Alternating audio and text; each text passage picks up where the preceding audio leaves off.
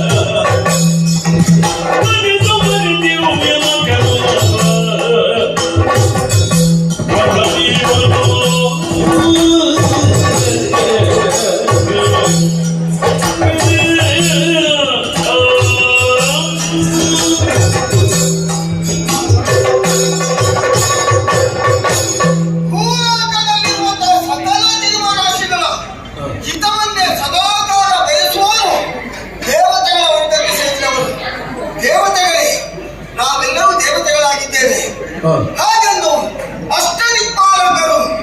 ಅಷ್ಟದಿಕ್ಪಾಲಕರಾದ ನಮಗೆ ಇರುವುದಕ್ಕೆ ಅಷ್ಟ ದಿಕ್ಕುಗಳಲ್ಲಿ ಒಂದೊಂದು ಸ್ಥಾನ ಮಾಡಿದ್ರು. ನಮ್ಮದೇ ಆದಂತಹ ಒಂದು ಪುರಾತ ಇದೆ. ನಮ್ಮದಾದಂತಹ ಹೊಣೆಗಾರಿಕೆಯನ್ನು ಎಲ್ಲಿಂದು ತಪ್ಪನ್ನು ನಿರ್ವಹಿಸಿದಂತಹ ಹೆಮ್ಮೆ ಅದು ಸದಾಕಾಲ ನಮಗಿರ್ತದೆ. ಜೊತೆಗೆ ವರುಣಲೋಕದಲ್ಲಿರುವ ವರುಣ ದೇವ, ನಾ ಜಲಚರಗಳು ಬದುಕಬೇಕು ಅಂತ ಇದ್ದೆ ನನ್ನ ಆಶಯ ಬೇಕು. ಅಲ್ಲ, ಪ್ರತಿಯೊಂದು ಜೀವಿಗಳು ಬದುಕಬೇಕು ಅಂತ ಇದ್ದೆ ವರುಣನ ಅನುಗ್ರಹ ಇರಬೇಕಾಗುತ್ತದೆ. ಮಳೆ ಇಲ್ಲದಿದ್ದರೆ, ನೀರೇ ಇಲ್ಲದಿದ್ದರೆ ಈ ಪ್ರಪಂಚದಲ್ಲಿ ಯಾವ ಜೀವಿಯಾದರೂ ಜೀವಿಸುವುದಕ್ಕೆ ಸಾಧ್ಯ ಉಂಟಾ? ಹಾಗಿದ್ರೆ ವರುಣನ ಕೃಪೆಗೆ ಪಾತ್ರರಾದರೆ ಯಾವುದೇ ರೀತಿಯಾದಂತಹ ಕಷ್ಟ ನಷ್ಟಗಳು ಪ್ರಪಂಚದಲ್ಲಿ ಬರುವುದಕ್ಕೆ ಸಾಧ್ಯ ಇಲ್ಲ. ಕುದುರಿಕೆ ಹೆಮ್ಮೆ ನನ್ನ ಬಗ್ಗೆ ವರುಣ ದೇವ ಎಂಬುದಾಗಿ ಕೊಂಡಾಡುತ್ತಾರೆ. ಆ ದೇವತ್ವವನ್ನು ನನ್ನಲ್ಲಿ ಕಂಡುಕೊಂಡವರಿದ್ದಾರೆ. ಮಾತ್ರ ಅಲ್ಲ, ಭೂಲೋಕದಲ್ಲಿ ಹರಿಯುತ್ತಿರುವಂತಹ ಪ್ರತಿಯೊಂದು ನದಿಗಳಿಗೂ ಒಡೆಯಲಾಗಿ ನಾನು ಮೆರೆಯುತ್ತಾ ಇದ್ದೇನೆ. ಎಲ್ಲೇ ಹರಿಲಿ, ಹೇಗೆ ಹರಿಲಿ, ಕೊನೆಗೆ ಬಂದು ಸೇರಬೇಕಾದ್ದು ವರುಣ ದೇವನನ್ನು. ಹಾಗೆ ಹರಿಯುತ್ತಿರುವಂತ ಅದೆಷ್ಟೋ ಪುಣ್ಯ ನದಿಗಳು ಬಂದು ನನ್ನನ್ನು ಸೇರಿಕೊಳ್ತಾ ಇದ್ದಾವೆ. ಆದರೆ ಇಂದಿನ ದಿನದಲ್ಲಿ ಮನದ ಮೂಲೆಯಲ್ಲಿ ಒಂದು ರೀತಿಯ ಆಲೋಚನೆ, ಹರಿಭವಯ ಆದಂತಹ ಗಂಗೆ ಯಾಕೆ ನನ್ನನ್ನು ಸೇರಿಕೊಳ್ಳಿಲ್ಲ, ಯಾಕೆ ಅವಳು ಸೇರಲಿಲ್ಲ, ಏನಿದು ವಿಚಾರ ಒಂದು ನಾನು ಅರಿಯಲಾರೆ. ಹಾಗಂತ ಯಾಕೆ ನೀನು ನನ್ನನ್ನು ಸೇರಲಿಲ್ಲ ಎಂಬುದಾಗಿ ನಾನೇ ನೇರವಾಗಿ ಹೋಗಿ ಕೇಳಿದ್ರೆ ನಮ್ಮಂತವರ ಯೋಗ್ಯತೆಗೆ ಅದು ಸರಿಯಾಗುವುದಲ್ಲ. ಅದಕ್ಕಾಗಿ ಒಂದು ಆಲೋಚನೆ ಮಾಡಿದ್ದೇನೆ. ಆದರೂ ಅದು ಏನು ಅಂತ ತಿಳಿಬೇಕಲ್ವಾ? ಅದಕ್ಕಾಗಿ ನಮ್ಮಲ್ಲಿ ಒಬ್ಬ ಇದ್ದಾರೆ, ಅವನನ್ನು ಕಳಿಸಿಕೊಟ್ಟು ವಿಚಾರ ಏನು ಅಂತ ತಿಳಿಬೇಕಾಗಿದೆ.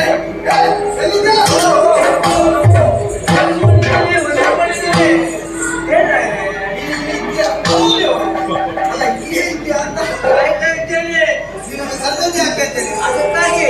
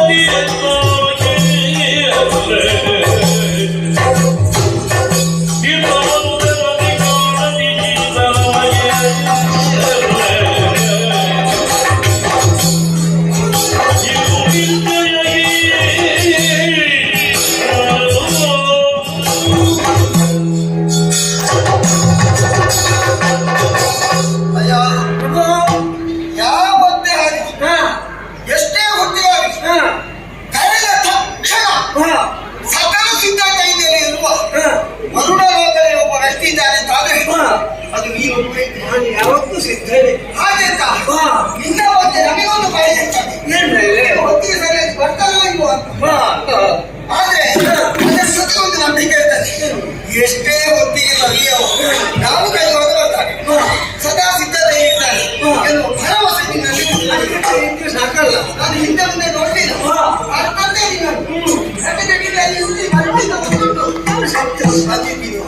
ಆದ್ರೆ ನಿನಗೊಂದು ಕುತೂಹಲ ಆಗ್ಬೋದು.